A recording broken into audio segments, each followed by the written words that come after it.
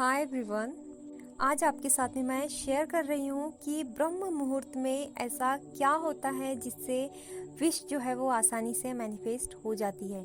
कोई भी टेक्निक, कोई भी मंत्रों का जाप ब्रह्म मुहूर्त में करने के लिए ही क्यों बोला जाता है।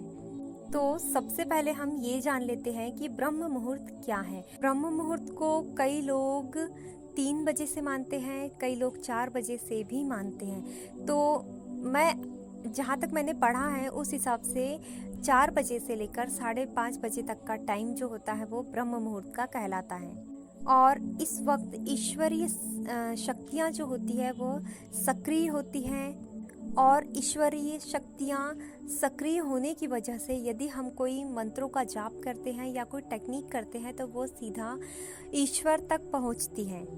यदि हम सुबह कोई प्रार्थना करते हैं तो भी वो सीधा ईश्वर तक पहुंचती है। इसीलिए कहा जाता है कि सुबह की गई प्रार्थना सीधा ईश्वर तक, यूनिवर्स तक पहुंचती है। और इस वक्त पर हमें प्रार्थना ज़रूर करना चाहिए।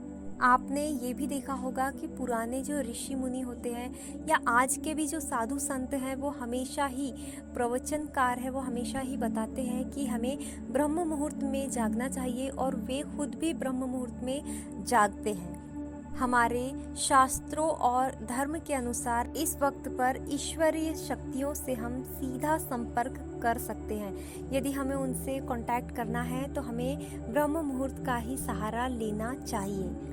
यदि आपकी कोई विश है और आप चाहते हैं कि वो बहुत ही आसानी से और जल्दी से पूरी हो जाए, या आपकी कोई प्रार्थना है जो आप ईश्वर तक पहुंचाना चाहते हैं, तो आपको ब्रह्म मुहूर्त में उठकर प्रार्थना करनी चाहिए, ब्रह्म मुहूर्त में उठकर मंत्रों का जाप करना चाहिए या ब्रह्म मुहूर्त में टेक्निक ज़रूर करना चाहिए। इस वक्त हमारे जो मन में वो थॉट्स का जो फ्लो रहता है वो भी बहुत ज़्यादा कम होता है।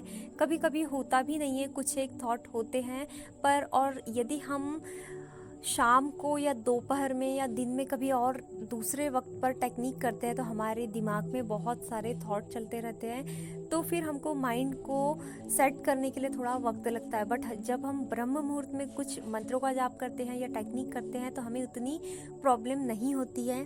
इसीलिए ये भी एक कारण है कि ब्रह्म मुहूर्त में टेक्निक और मंत्रों का जाप करना चाहिए। अब आप भी ब्रह्म मुहूर्त में जाकर अपनी विश को मैनिफेस्ट कीजिए। स्वस्थ रहिए, मस्त रहिए। और भी इसी तरह के वीडियोस देखने के लिए आप चैनल को सब्सक्राइब ज़रूर कीजिएगा। Thank you so much. Hare Krishna.